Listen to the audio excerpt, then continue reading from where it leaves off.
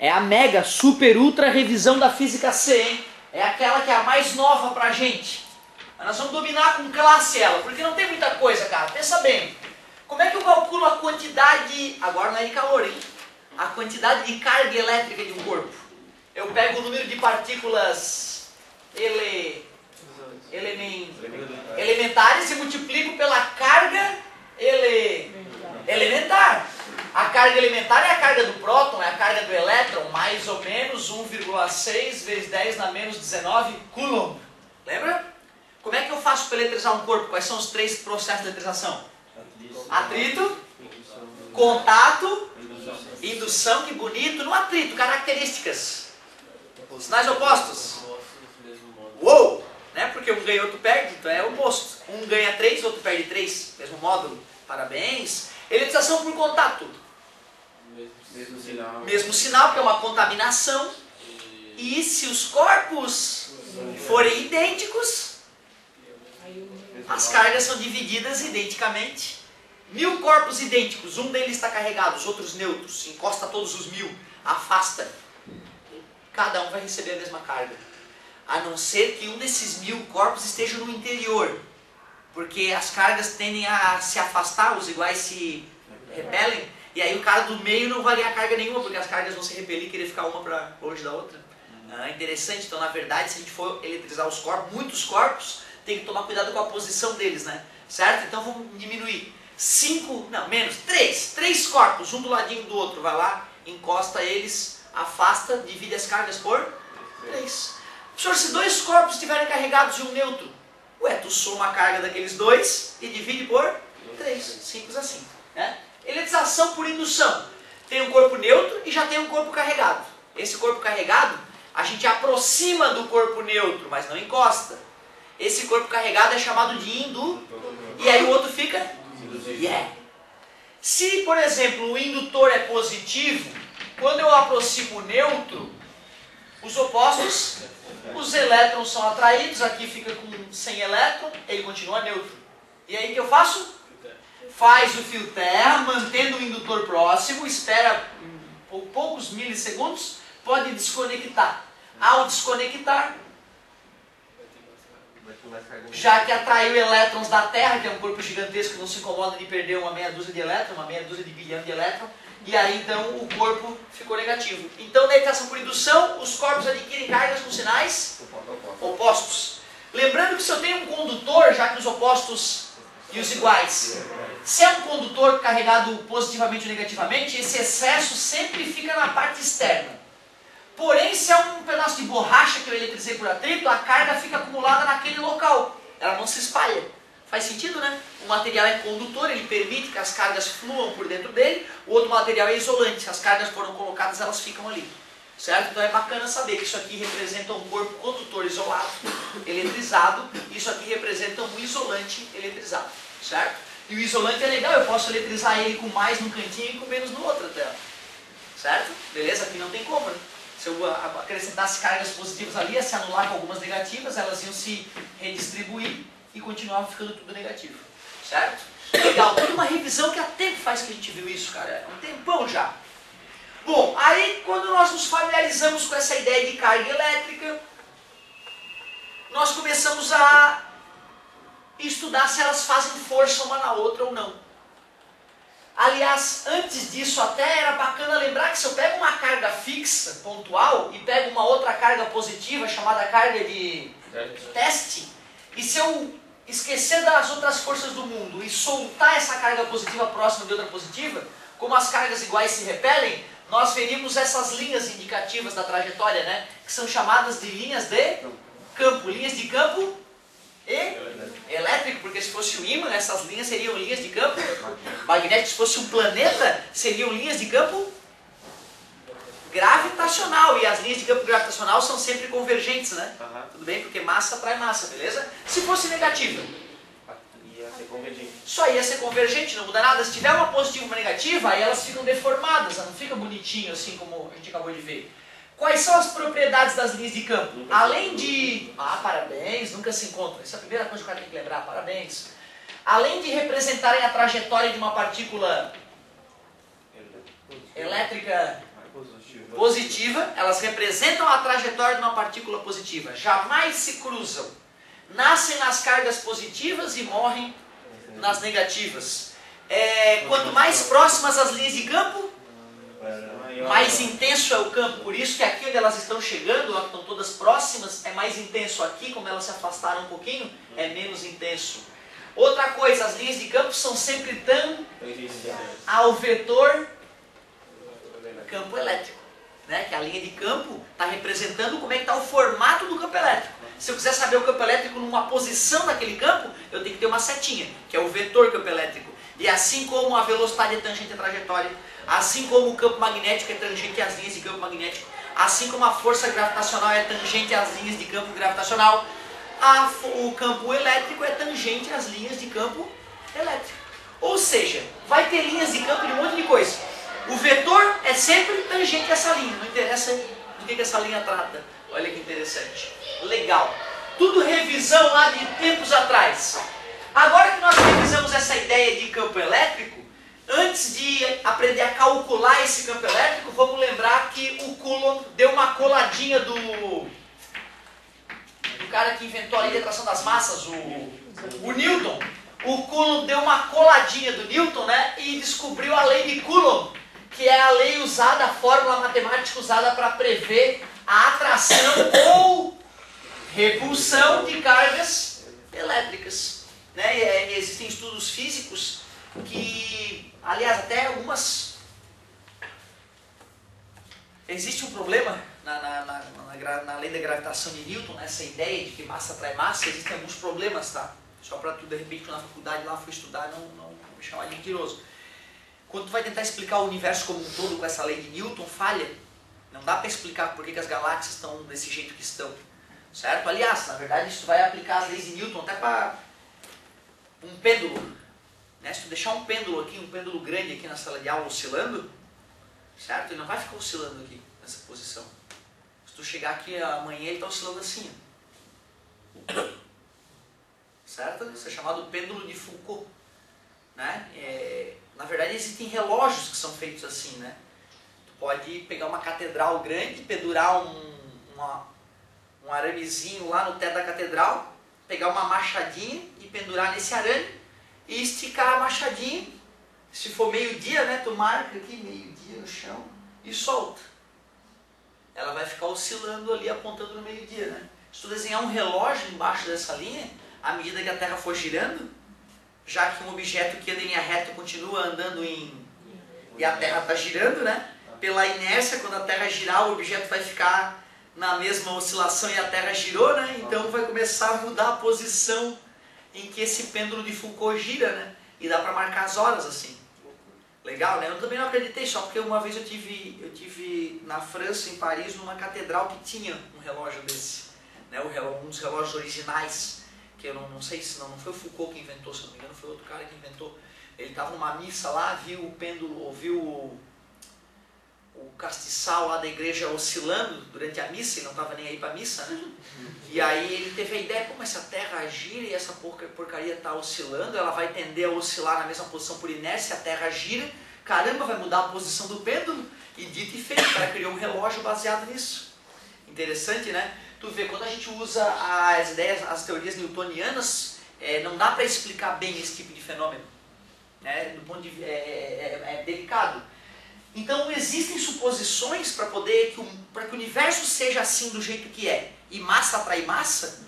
Se o universo fosse infinito, como ele aparenta ser para todos os lados, uma distribuição homogênea de massa, a tendência seria que no centro dessa distribuição de massa houvesse uma concentração e o universo colapsasse.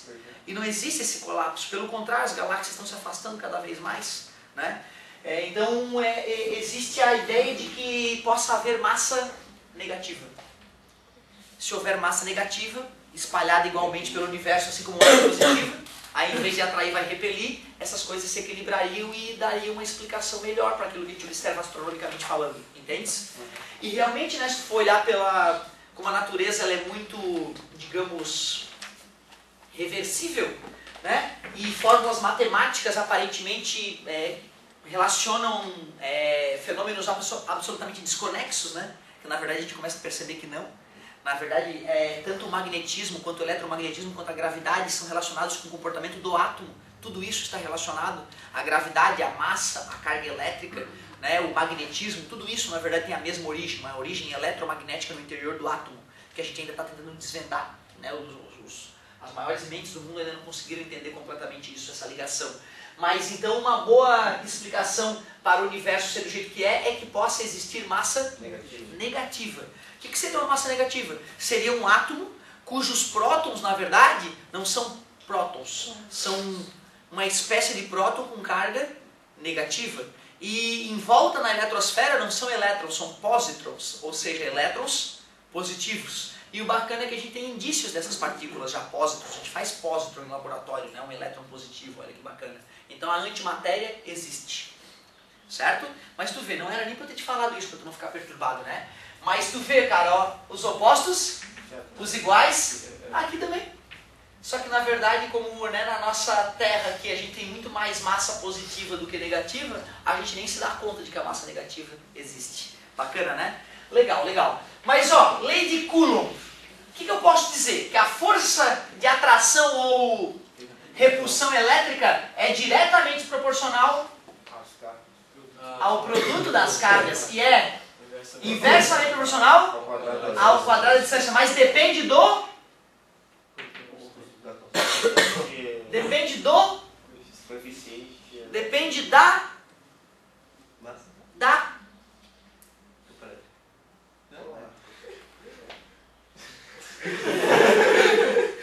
Carga. O que tem entre as cargas? O espaço, o meio, a coisa. Se o Otávio está entre as cargas, muda. Sem Otávio, com Otávio.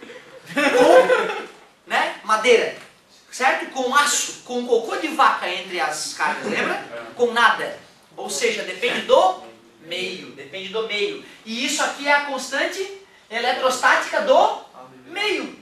Que geralmente é o ar aqui no ensino médio. Aí é o do vácuo, basicamente, né? O 9 vezes 10 na 9. Newton metro quadrado por Coulomb quadrado. Aí corta. Não, aqui está o contrário. Porque, não dá certo, vai aparecer Coulomb em cima, né? 2 coulombs para cortar com Coulomb de baixo. E metro ao quadrado embaixo vai sobrar só Newton. Legal. Essa é a lei de quem mesmo? Lei de Coulomb. Cuidado, hein? É importante saber que a lei de Coulomb é só para calcular o quê? Módulo, direção ou sentido da força elétrica? Módulo. E qual é a direção? Depende do sinal da carga. Qual é a direção? Direção é uma linha.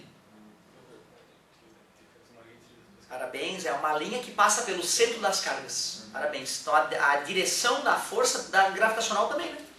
É dada pela linha, pela reta que passa pelo centro das cargas, ou das massas. E o sentido? Agora sim, e o sentido?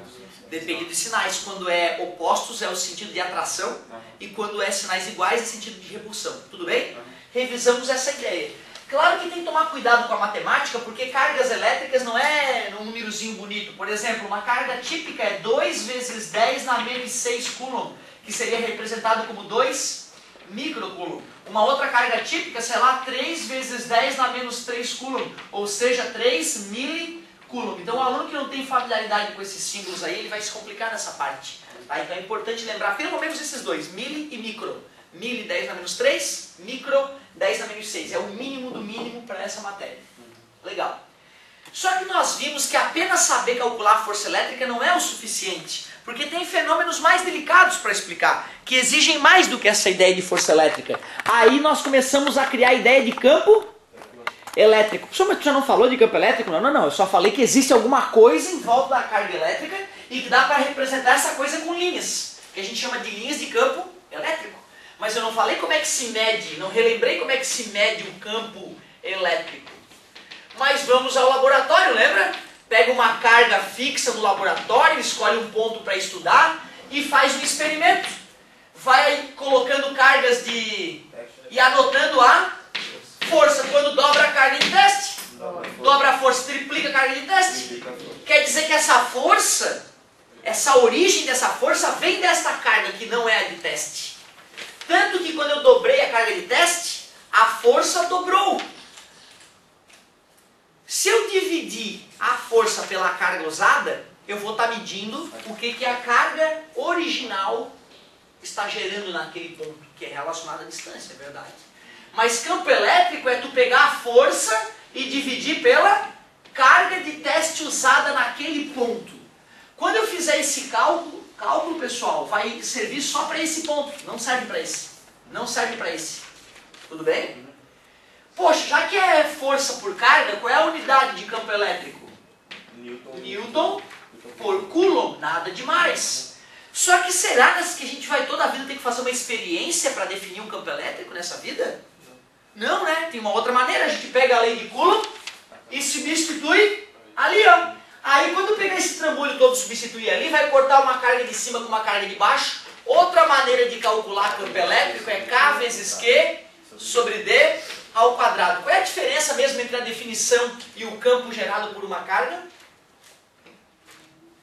Nessa eu preciso de uma experiência. Preciso medir uma força que atua numa partícula de teste dada, que a gente conhece, e fazer a divisão. Desse jeito não, é totalmente diferente. Eu não preciso de carga de teste. Não preciso. Eu só preciso conhecer a carga geradora do campo. Olha como é diferente, olha como é importante entender quando eu falo carga geradora e carga de teste, porque nos problemas vão aparecer essa nomenclatura. Então eu preciso da carga geradora, da distância até o ponto onde eu quero calcular o campo, que depende do, que no nosso caso é vácuo. Eu vi uma vez na vida uma questão que tinha água, e o cara falava o K da água, óbvio, certo? E ele vai falar até o K do vácuo. Tu não vai precisar porque tu fez exercício e já está na tua mente, 9 vezes 10 a 9. Legal. Cara, só que na vida nem tudo é força. E observe que campo elétrico está intimamente ligado com força. Mas na vida nem tudo é força. Tem um outro conceito muito mais genérico, muito mais especial, que tem muito mais aplicações. É o conceito de energia. O conceito de energia, todo o conceito de energia está relacionado com aquela ideia de trabalho. Trabalho é força vezes distância, vezes o cosseno do ângulo. É só para decompor para ti, para te ajudar. Eu te mostrei que se nós pegarmos uma carga elétrica fixa, Qzão, positiva, pegarmos uma outra carga também, Qzinho, pequenininha, também positiva, quase encostando nela, mas não encosta. Se eu desligar o campo gravitacional, então estamos fazendo uma experiência longe da Terra, muito longe. Liberei a carga positiva, os opostos, os iguais. Então essa carga daqui a pouco ela vai estar repelida e já vai estar lá na frente. No início a força era grande, porque estava próximo, lá a força é menor. Porém ela estava parada, aqui não, aqui ela já tem uma certa velocidade. Se a força foi aplicada e fez um certo deslocamento, então foi realizado trabalho. Quanto foi esse trabalho? O trabalho foi força, não é força elétrica? K vezes Q1 vezes Q2 dividido por D ao quadrado, vezes a distância, que é a própria distância entre as cargas, e nesse caso a força e o deslocamento, ângulo zero, cosseno de zero, corta esse com esse. Trabalho da força elétrica, que também é chamado de energia potencial elétrica, é K vezes Q sobre D, Q1 e Q2. Cuidado, gente, força é uma grandeza, energia é uma grandeza, é isso que tem a ver com a aula de hoje, é isso que vai te permitir matar a aula que eu vou te passar hoje no finalzinho da aula. Quanto tempo eu tenho? Sim, será possível, sim. Então é isso que é importante, lembrar que força é uma grandeza e energia é uma grandeza. Já que campo elétrico está relacionado com força, isso faz do campo elétrico também uma grandeza. Claro, por isso é certinha. Porém, a partir da ideia de energia potencial elétrica, nós criamos outras duas ideias nessa história de eletrostática. A ideia de potencial elétrico, que é muito parecido com a ideia de campo. Só que campo é força sobre carga, potencial é energia sobre carga. Mas olha como é similar. Se esse é Newton por Coulomb, qual é a unidade de energia do Sistema Internacional? Joule por Coulomb. Um informa quanto à força. E força tem que saber para onde. O outro informa quanta energia vai aparecer para cada coulomb naquela região. Aliás, Joule por coulomb ganha um nome em homenagem ao Alexandre Volt, inventor da pilha, volts. Então o que significa 220 volts? Que tem 220 joules, cuidado, esse é 60 Hz. Parabéns, garoto. 220 volts significa que a cada coulomb que atravessa a tomada, essa carga de um coulomb ganha 220 joules de energia. Mas, veja, se eu quiser definir o potencial elétrico de um ponto, como eu fiz aqui com essa experiência, eu faria uma experiência similar, só que em vez de carga e força, eu anotaria a carga e a energia. Faria uma experiência. Mais uma vez, a definição de potencial elétrico, que é que a gente chama popularmente de voltagem, mas é bonito chamar de potencial elétrico. A definição de potencial elétrico, ela é limitada. Ela é limitada. Será que não tem uma outra maneira de calcular potencial elétrico mais econômica, mais direta? Eu pego a ideia de energia potencial elétrica e substituo. Vai ficar, deixa eu ver. Vai cortar carga e carga de novo, né? K vezes Q sobre D. Só não tem o ao quadrado, ó. Olha como são similares. Olha a força, cara. Ao quadrado, olha a energia. Só não tem o ao quadrado. Olha o campo elétrico, força por carga. Olha o potencial elétrico, energia por carga. Nada demais.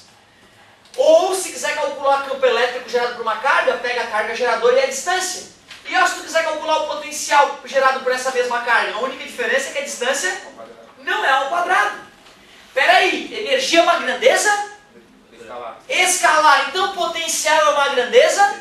Porque é derivado de energia. Esse é o tchan da aula de hoje. Isso aqui é uma grandeza? Escalar, porque tem a ver com energia. Quando tu come, a energia entra no teu corpo, ela não vai numa direção e num sentido, né? Senão a gente poderia selecionar onde engordar. Eu queria engordar na sola do pé, certo? Porque comer é uma maravilha, né, cara? Comer é um dos grandes prazeres da vida. A vontade de comer que é uma válvula para tirar de novo e continuar comendo. Então, bom que é, certo? Só que a energia é fundamental. É a única forma de sobreviver mais nesta vida cientificamente comprovada é comendo menos. Né? Vocês lembram disso, né? Da aula do ano passado do lutador de sumô que morre com 42 anos. Né? Então não tem jeito. O senhor está querendo dizer que um atleta de ponta vai morrer mais cedo que uma pessoa normal? É claro que vai, porque ele, quando era atleta de ponta, teve que comer muita energia para poder treinar, né? E isso faz ele morrer mais rápido, só isso, porque consome mais o estômago, o fígado, o rim. Comer é usar o organismo da gente. Não estou te pedindo para passar fome, só estou te convidando a fazer uma escolha, comer menos e viver mais. Simples assim, certo? É o isso aqui. Mas olha só, cuidado gente, olha só, tu está em fase de crescimento. Eu perderia, entre aspas, uns aninhos de vida comendo um pouco mais agora. Porque se tu comer de menos agora, pode resultar numa altura, não atingir a altura limite na tua vida adulta. Então a proteína que tu ingere, a quantidade de comida que tu ingere, a quantidade de exercício que tu faz, a quantidade que tu dorme hoje, interfere na tua altura final. Certo? Não tanto, né? Mas interfere um pouquinho na altura final. Então vale a pena agora que tu é jovem comer um pouquinho a mais, não se preocupar com isso. Mas depois que tu percebeu, parei de crescer. Certo? Sei lá, não vou ser esportista de ponta, porque tem as vantagens, né, cara? Pô, o cara ama fazer, não vou ser esportista de ponta, não vou ser o melhor do mundo em natação, porque eu não quero morrer um pouquinho mais cedo. Outra, tem outros fatores, né, cara, que fazem o cara morrer. Eu tô falando que se tu não fosse morrer de acidente, se tu não fosse ter um câncer por algum motivo bizarro, se nada for dar errado na tua vida, duas pessoas idênticas, uma foi atleta de ponta e a outra não, e no mais elas cuidaram da vida bem, a pessoa que não fez esporte de ponta durante 5 anos e teve que ingerir mais 10 mil calorias por dia para poder treinar, entendeu? Ela tem chance de morrer um pouco mais cedo, a pessoa que se exercitou demasiadamente, comparado com a pessoa que não. Mas poxa, tu vê, né? Ninguém vai tomar uma decisão na vida assim, né? Oh, não. Só estou te falando isso porque quando tu de repente perceber que todos nós teremos a tendência de dar uma engordada, a obesidade é uma epidemia mundial.